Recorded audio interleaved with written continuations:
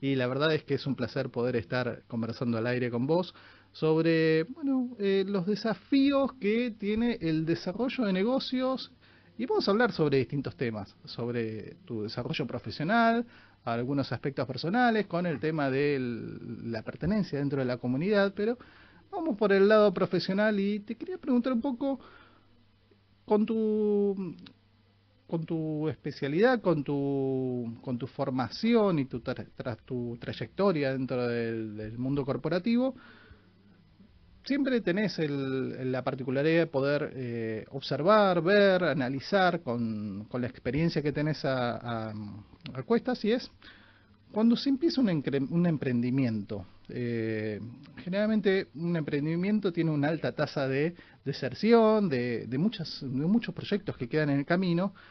¿Cuál es ese punto que vos decís es común a todos? ¿Cuál es ese error común que tienen en común todos estos emprendimientos y que vos decís, bueno, tal vez si toman en cuenta esto al principio, tal vez podrían tener una mejor trayectoria? ¿Cuál es ese punto que ves en cada proyecto que vas analizando? Bueno, a ver, es una pregunta amplia. Te diría, lo primero que se me viene a la cabeza cuando me preguntan algo así, yo creo que en general en el mundo y especialmente en Latinoamérica son mercados donde la creatividad es un punto muy importante, donde a la hora de emprender, cuando imaginan el concepto, el producto que van a tener, en general hay una idea muy clara, muy elaborada, muy creativa. La innovación, la verdad que es un punto fuerte. En Latinoamérica, puntualmente nosotros estamos en Argentina y ese es un punto fuerte. A tu pregunta, yo creo que siempre para que un emprendimiento sea exitoso tiene que tener tres patas, ¿no? Una es esa, es el producto, el concepto o el servicio que vas a ofrecer al mercado, previa estudio de mercado y todos los pasos de un emprendimiento típico.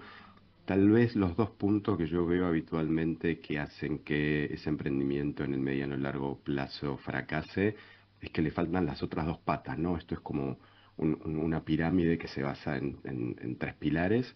Uno es el concepto, pero los otros dos, no menos importantes, son los números o el modelo de negocio. Y el tercero, que es casi, no te diría tabú, pero mucha gente hasta se olvida de mencionarlos en sus pitch de emprendedores, es hablar de la gente. Sí, cuando vos escuchás un pitch de emprendedores es muy común que si tienen los famosos 7 minutos, te hablen 6 de la idea, del concepto, 30 segundos de los números y casi nada de la gente. Y la realidad es que eso, cuando es una buena idea, en general empiezan bien, pero ya en el corto plazo, cuando la gente y el equipo no es profesional, sumado si el modelo de negocio no está aprobado, es difícil seguir adelante. Así que si me preguntas en algo muy concreto, es muy amplio, pero como para darte una respuesta concreta, creo que va por ahí tal vez un poco la clave. Bien, y ahí yendo un poco de lo amplio, de lo general, yendo a algo más específico, que es el mundo gastronómico, los restaurantes, los servicios gastronómicos. Ahí es donde vos tenés una especialización muy fuerte y ahí es donde te pregunto, eh, siempre es una industria, un sector que es muy atractivo para a la hora para iniciar un emprendimiento. Todo el mundo, ¿quién no sueña en tener un bar, en abrir un café, en iniciar ese tipo de proyectos? Pero a su vez creo que también tiene algunas particularidades que incluso lo hacen como más desafiante aún para la hora de enfrentar. Es como que de esos tres pilares tenés que ser muy fino en ajustar y en emprender esos proyectos. ¿Cuál es tu mirada en ese punto? Sí, vos lo dijiste, Guille.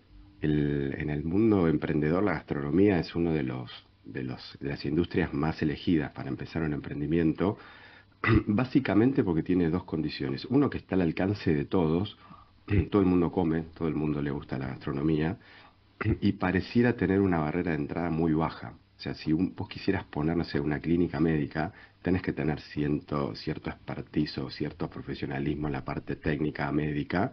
Lo mismo que si abrís un taller de autos, deberes tener un conocimiento técnico. Para la gastronomía esos límites están como bastante más difusos. Entonces la barrera de entrada es muy alta. De hecho es el primer empleo en el mundo, es número uno en primer empleo, ¿no? Empleo joven, la gastronomía. O sea, la puerta de entrada a la gastronomía para los jóvenes en el mundo, la industria número uno es la gastronomía. eso es porque uno no necesita tener una profesionalización, un título universitario, un estudio puntual para la entrada a la gastronomía. La gastronomía puedes entrar desde ser un cajero, de ser el dueño, o de ser cocinero o limpiar una bacha.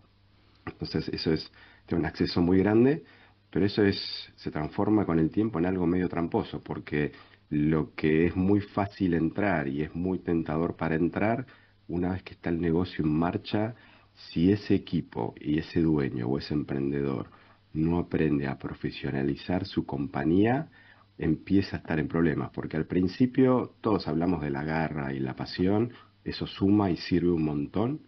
Sin embargo, no siempre alcanza. O sea, siempre es muy valioso, pero no siempre alcanza.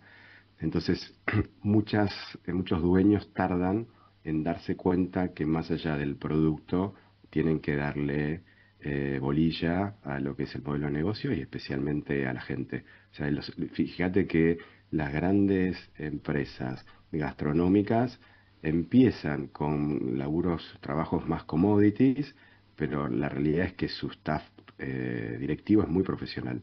Entonces yo creo que esa transición y esa madurez de un emprendedor, de empezar como una idea y transformarla en un negocio, es una maduración personal también. O sea, un crecimiento profesional requiere un crecimiento personal del dueño, de quien lidera el emprendimiento. Y ahora hablando un poco del desarrollo profesional, de la vida de un emprendedor, de los distintos estadios, vos llegaste en esta instancia de tu vida en tener una firma, una empresa que provee de consultoría a otros profesionales, pero tu carrera profesional también se formó desde el lado de las corporaciones. Recién cuando te presentaba tenés una trayectoria de haber pasado por compañías como Burger King, con marcas que muy reconocidas como Burger King, como Starbucks. Contanos un poco cómo influyó todo ese desarrollo profesional corporativo. Sé que es mucho tiempo, es una trayectoria muy grande, pero tal vez algunos hitos que formaron a este conocimiento que tenés para compartir con la industria. Mira, a veces como bien decís, yo tengo una consultora que se especializa en estrategia y operaciones, pero nuestro foco principal es la industria de alimentos y bebidas y la gastronomía. Entonces a veces me presentan como un consultor gastronómico, un asesor gastronómico. La verdad que a veces me siento un poco incómodo porque cuando vos escuchás a un asesor gastronómico, casi intuitivamente relacionás es alguien que sabe de comida, ¿no? De la parte culinaria. Tal cual, un Y yo la verdad chef, es alguien que, que ha claro, estado detrás del mostrador, en la cocina, en el detrás de escena de un restaurante, y no tanto exacto, vos en decís, la bueno, gestión. quiero tener una buena cena, buen emprendimiento, un buen menú, bueno, ahí llamo a un asesor gastronómico. Y la verdad que soy un fiasco en eso, porque no sé hacer ni un huevo frito, soy muy malo, no solamente que soy muy malo, sino que no necesariamente es lo que me apasiona. Yo entré, a tu pregunta puntual, a la industria gastronómica medio de casualidad, o sea, yo cuando era muy joven, un adolescente, estaba viviendo una situación familiar difícil, muy desafiante, y a esa edad la única industria que me abría las puertas para poder trabajar y para poder subsistir mi familia y yo era a través de trabajar como operario en la industria gastronómica. Un Por lo poco cual yo te lo que diría me mencionabas que, hace un instante, que es tal una de cual, las tal cual. industrias que más, las puertas más abiertas tienen para el inicio de una carrera. Exactamente. Yo empecé a los 18 años, ni siquiera había terminado el colegio secundario y era la única posibilidad que tenía, la única puerta que se me abrió en ese momento. Y fue la gastronomía. Si en ese momento la oportunidad me la hubiera dado un banco, tal vez mi carrera hubiera ido por la industria bancaria o de finanzas. Yo siempre tuve en claro, yo siempre fui muy curioso y siempre tuve en claro que a mí yo lo que quería era aprender el modelo de los negocios desde muy jovencito. Yo creo que en mi caso puntual, la comida o la parte culinaria fue la excusa para aprender finanzas, para aprender inversiones, para aprender otras habilidades. Porque la realidad es que en contacto con el producto estuve muy poco tiempo, estuve los primeros meses y después fui creciendo y obviamente las responsabilidades fueron cambiando. ¿Qué fue eso que te apasionó del desarrollo de un negocio, de conocer una industria, de poder formar una propuesta y estar en el mercado? ¿Cuál fue ese punto en el que dijiste, es por aquí, sea vos mismo lo dijiste, podría haber sido industria alimenticia, farmacéutica, automotriz, pero fue en este sector, pero el común denominador o el principal objetivo era negocios? ¿Qué te impulsó a meterte de lleno? ¿Qué te motivó? ¿Cuál era tu motor? Mira, yo estuve 25 años en el mundo corporativo, en diferentes empresas, en diferentes posiciones, con lo cual que te diría que esa respuesta fue cambiando a lo largo de los años. Lo que me motivaba a los 20 no era lo mismo que a los 30, que a los 40. Si te tuviera que mencionar algo, tal vez que sí fue común a ese tiempo, una plataforma, es la posibilidad de trabajar con mucha gente joven. A mí siempre me gustó la parte de compartir conocimiento. De hecho, yo soy profesor o sea, más allá de tener la consultora, soy profesor en un par de universidades. Y eso es lo que siempre me gustó, de formar gente, de trabajar con gente, gente joven, de darle oportunidades, de formar equipo, de aprender a liderar equipos, cometiendo un montón de errores, dándome un montón de golpes, pero te diría que eso fue como el sostén de mi motivación, más allá de tal vez de las motivaciones circunstanciales de cada uno de los momentos de la compañía y de cada uno de mis momentos personales, ¿no? Al principio mi motivación era salvar las finanzas de mi casa, pero si hablo estrictamente dentro del mundo profesional, creo que el tema de la gente, de sacar el mejor potencial de la gente, es lo que me fue atravesando y me fui metiendo para poder crecer en la compañía y para poder desarrollarme yo personalmente también. Y en ese paso de la trayectoria corporativa uno tiende a veces a pensar que, bueno, uno va escalando posiciones, va desarrollando su carrera, va encontrando nuevos caminos porque por ahí uno no permanece siempre en el mismo lugar, pasa por otras compañías, por otros espacios, organizaciones, pero ahora estás, no puedo decir solo, porque uno en un emprendimiento está siempre ligado con un montón en compañía de otros especialistas, de otros pares, pero es diferente el entorno de una corporación o una organización a pasar a ser un profesional independiente con una consultora, con una empresa. ¿Cómo fue ese cambio? Es otra etapa importante dentro de tu desarrollo profesional. Sí, tal cual. Siento que estoy haciendo terapia con vos, Guille, contándote todo esto. Me A fascina ver, conocer el trasfondo porque es una historia muy rica y muy interesante que creo que también se puede compartir y por eso voy por esos lados. dale, gracias, gracias por el tiempo y por abrir esta puerta. Mira, en ese sentido te diría, no fue una decisión de un día para el otro. Yo había estado 25 años años en el mundo corporativo, había empezado como operario, después de 25 años, era director para Latinoamérica, para varias empresas. Tenía posibilidades de crecimiento, pero yo ya sabía durante varios de los últimos años de ese recorrido que yo no quería jubilarme, o sea, llegar a los 70, 80 años, mirar para atrás mi carrera profesional y haber vivido una sola experiencia. Yo lo que quería era, no sé si probarme, pero por lo menos quería conocer otras industrias, otra forma de trabajar, otro formato de trabajo, con lo cual fue una decisión, te diría, no fue ni de un día ni de una semana, fueron años donde donde fui decantando la decisión, donde fui preguntándome realmente lo que quería, lo que me motivaba. Obviamente a los 20 hay necesidades y motivaciones diferentes de a los 40, eh, y tratando de hacer un mix en ese sentido, te diría que me habrá tomado como unos 5 años tratar de pensar cuál era mi futuro. Yo soy como siempre muy planificador y miro para adelante y no fue un salto al vacío, viste que muchas veces muchos dicen, Eso, bueno, pasar del mundo corporativo al emprendedurismo o al ser autónomo es un salto al vacío. sí, eso te iba a Yo fui decir. preparando el terreno. Muchas veces uno piensa que un cambio de esa magnitud es de un día para el otro, son muy repentinos, cuelgo, renuncio y abro el bar en la playa, la típica, volvemos ese lugar común, pero eh, son cambios que llevan tiempo y que son muy meditados. Algunos toman la decisión de forma más abrupta, Lo tuyo fue algo que llevó tiempo. Sí, yo me sentía incómodo porque yo estaba muy cómodo en la compañía, estaba muy bien en todo sentido en la compañía, ¿viste? Me movía como pez en el agua, conocía, viajaba por todos lados, pero se sentía que me iban pasando los años y que cuanto más años pasaran, más me iba a costar hacer un cambio, porque más sentía que más podía arriesgar, que tenía menos tiempo para recuperarme si me iba mal.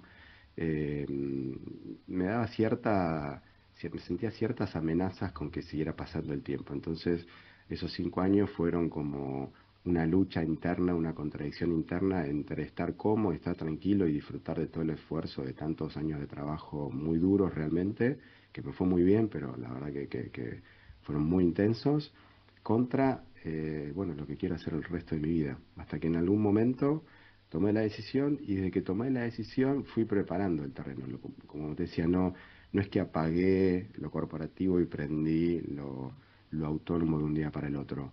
Lo que fui haciendo son cosas en paralelo, fui probando cosas en paralelo mientras tenía mi rol corporativo, empecé a entrar en el mundo emprendedor, a juntarme con otra gente, a capacitarme en otras áreas, en otros rubros, a asistir a diferentes eventos, a armar un networking diferente, un poco para tantear y justamente que ese salto que siempre iba a ser arriesgado, imagínate que irse de una corporación, una multinacional número uno del mundo, después de 25 años y la corporación que a mí me formó, que yo empecé a los 18 años, era un acto de coraje, ¿no? Para mí en ese Mucho sentido. Con lo vértigo, mucha cual, mucho incertidumbre. vértigo, tal cual, mucha vértigo, mucha adrenalina, mucha incertidumbre, mucha ansiedad. Por eso lo fui decantando, o sea, lo tomé de una manera tranquila. Yo sabía que iba y tenía que cambiar, pero no siempre seguí ese impulso de decir, bueno, me quiero ir y ya quiero salir a buscar algo, sino que fui preparando el terreno, con lo cual cuando se dio, no fue para nada dramático. Obviamente, cada vida y cada formato tiene sus pros y sus contras, pero estaba convencido en ese momento y hoy que ya pasaron 7, 8 años, la verdad que estoy más feliz que nunca. O sea, estoy contento primero de que siento que tomé la decisión correcta y aún sintiendo que hoy no me fuera bien, supongamos que no hubiera podido avanzar, me quedo tranquilo que lo probé. Yo lo que quería hacer era probar diferentes países, diferentes formatos, diferentes industrias. Y bueno, también depende de la personalidad de cada uno, ¿no? No hay una Sí, fórmula para esto. Cada uno toma un desafío para cada persona, es diferente, ¿no? Ser sí. exitoso para alguien es diferente al criterio de ser exitoso para otra persona, con lo cual cada uno sigue sus propias reglas, ¿no? Y en este espacio nuevo, en esta etapa nueva, la consultora, la empresa en la cual brindás asesoramiento, estrategia, eh, consultoría, incorporás el gen japonés, el punto de la cultura Nikkei, porque en cierto punto la empresa, la consultora se llama Japanese Soul, alma Sí, japonesa. alma japonesa, sí. ¿Qué, qué aporte sentís que tenés de parte de esta cultura Nikkei, de este mix entre la identidad argentina y latinoamericana con la cultura japonesa, con la cultura de los ancestros, en hacer este aporte en el desarrollo de una consultoría, de crear un negocio, de impulsar un emprendimiento? Mira, te diría que podríamos hablar bastante tiempo de la identidad Nikkei japonesa.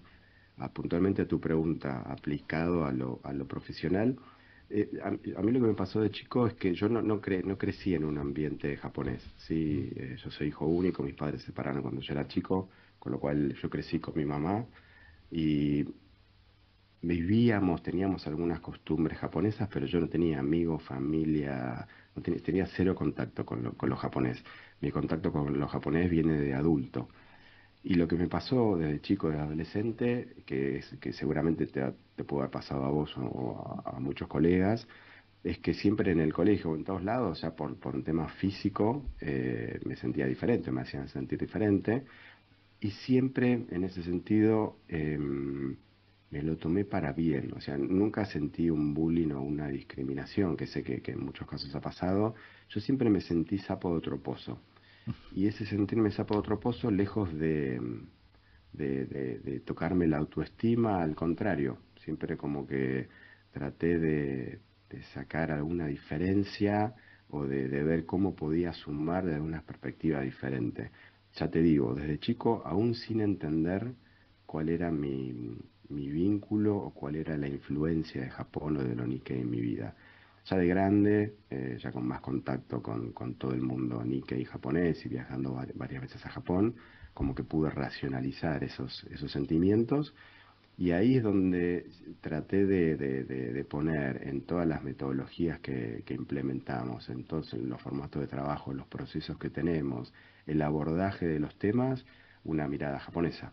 Yo siempre me acuerdo que tenía un jefe, que no teníamos la junta directiva, una vez me dijo, claro, se tocaba un tema y todos hablábamos, y una vez me dijo: Martín, vos sos un caso muy particular, porque si yo me tapara los ojos y no pudiera discriminar la voz de cada uno de los 8 o 10 que estábamos ahí, yo escucho la forma de que vos hablás, y yo me di cuenta que vos sos el japonés. Mirá Por la vos. forma que vos hablás, por la forma que encarás los temas.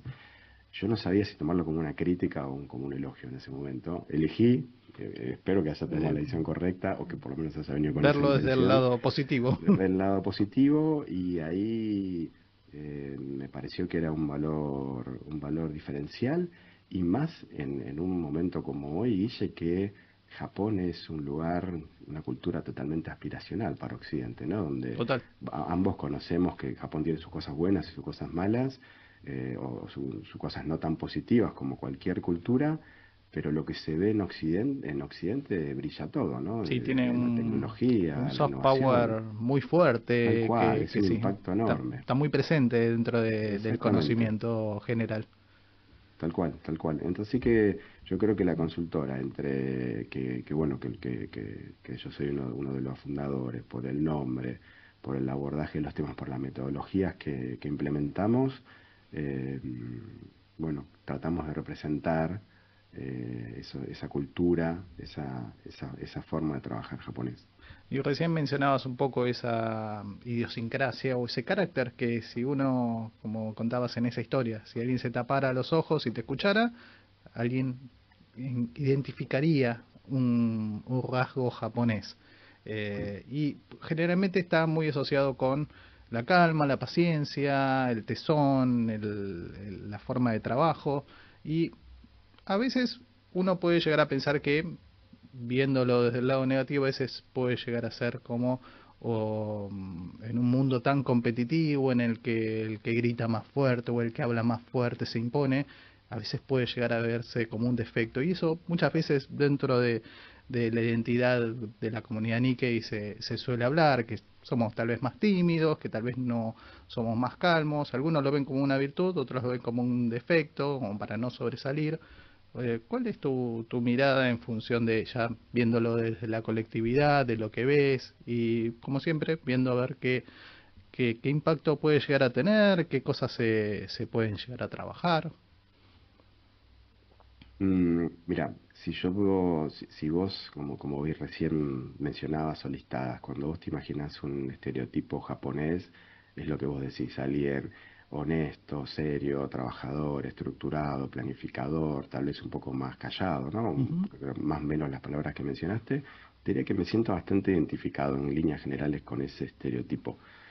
Em, Siéndote honesto, no siempre pude, o me costó por momentos en mi recorrido profesional, sacarle ventaja a eso. Por momentos fue estar remándole de atrás, como vos decís, en ambientes donde el que más grita o el que más se vende, entre comillas, o el que más político es, puede mostrar mejor su trabajo. A mí me costó esa parte.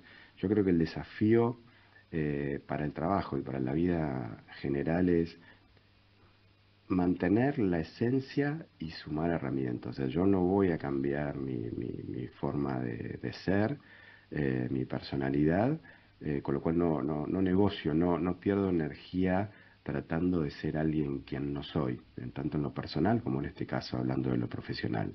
Pero sí entiendo que trabajando en Latinoamérica y para ser bueno en un emprendimiento o para cumplir con los objetivos que uno tiene, tiene que adaptarse al contexto y al mercado, ¿sí?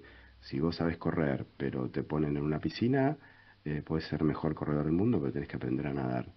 Y yo desde temprano como que se me prendió esa luz y que dije, yo no quiero estar siempre frustrado de que yo soy así y el mundo occidental es diferente y nunca fui de quejarme. Dije, bueno, yo soy así, me gusta ser así, me estoy orgulloso de ser así, pero para algunos proyectos y para lo profesional tengo que aprender otras herramientas. Entonces es como un negociador.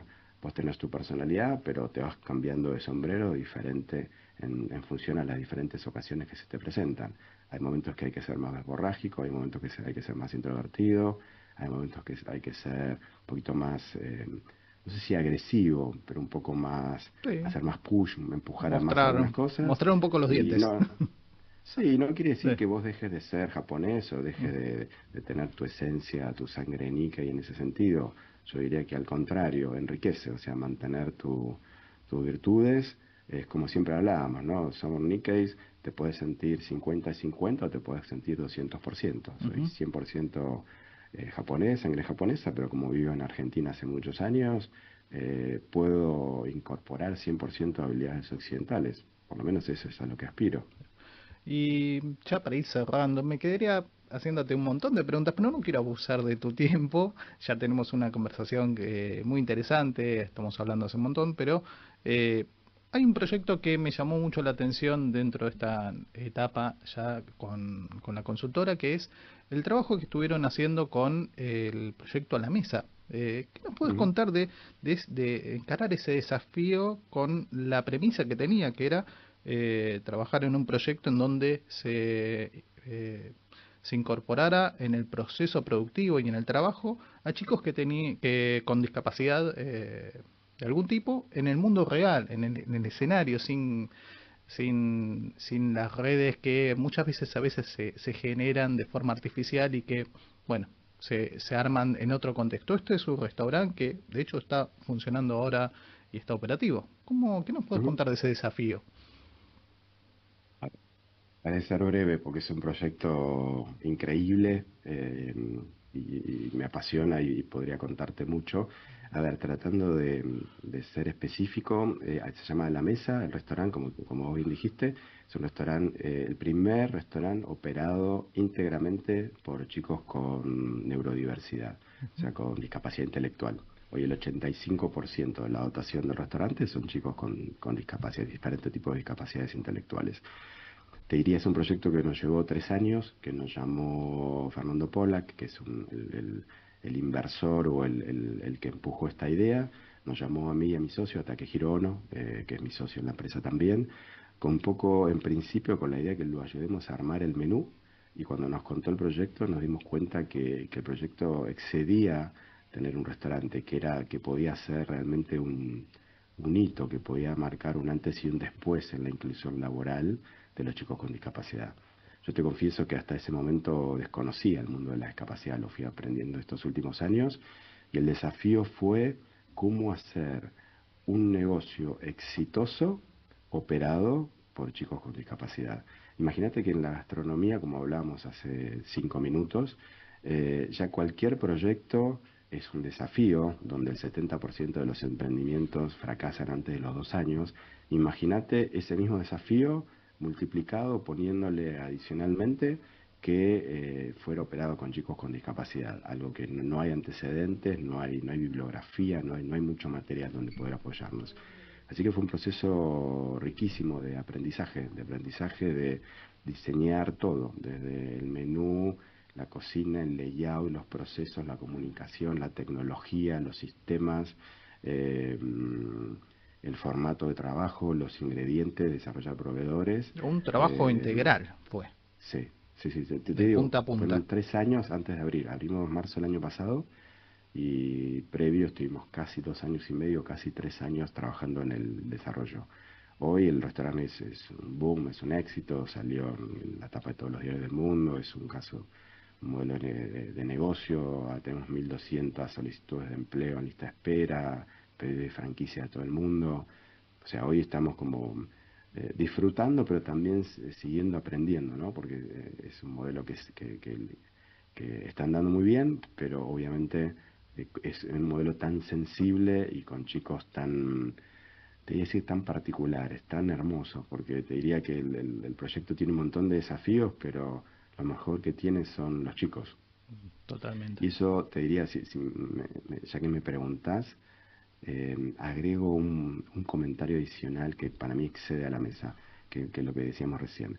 Eh, Mucha gente conoce la mesa, vos me estás preguntando, yo te puedo contar esto y te suena bien. Ahora, ¿qué te puede llevar vos o qué le cuento yo siempre a mis amigos o a la gente que le hablo de la mesa? Porque la mayoría de ellos, el 99% de ellos, no está pensando en hacer un emprendimiento para chicos con discapacidad. Sí, una gran enseñanza que nos dejó, y vinculándolo con lo que veníamos hablando antes, es que, viste que yo te decía al principio, para que un proyecto sea exitoso, y vos me lo preguntabas, no solamente tiene que tener un buen concepto, sino tiene que dar el modelo de negocio y cuidar a la gente. Tener la gente que esté contenta, motivada, que esté comprometida y que sienta que trabajar ahí es un gran propósito, lo mejor que le pudo pasar en la vida. Y en general, no solamente en la gastronomía, en las industrias generales, el orden de prioridades para los inversores es ese. Primero que sea una buena idea, obviamente que dé ganancia y que dé rentabilidad, y si la gente lo pasa bien, mejor. Es lo que en el mercado se dice, es un nice to have, o sea, si pasa, mejor. Pero si ganamos plata y no pasa, el negocio sigue. Mm. Eso en la mesa es al revés.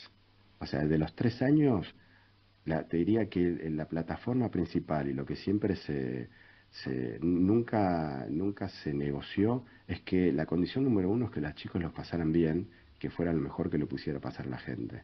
Una vez cumplido eso, vemos cómo abrir el restaurante y cómo hacerlo autosustentable.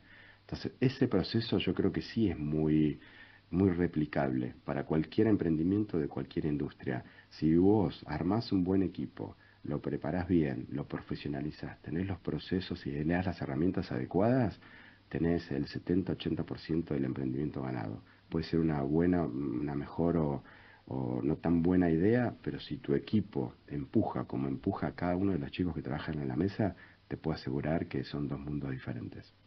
Bueno, felicitaciones por haber llevado adelante el proyecto y por poder poner a prueba esta teoría que a la luz está más que probado. Así que felicitaciones. Aquí estuvimos hablando con Martina Camine, consultor, especialista en management y en negocios, con sangre Nikkei, con el espíritu Nikkei también aplicado en los negocios. Fue un placer conversar sobre estos y otros temas, así que Martín, muchísimas gracias. Gracias, Guille, un gran abrazo, gracias por el tiempo y la calidad de siempre. Gracias a Abrazo todos. enorme.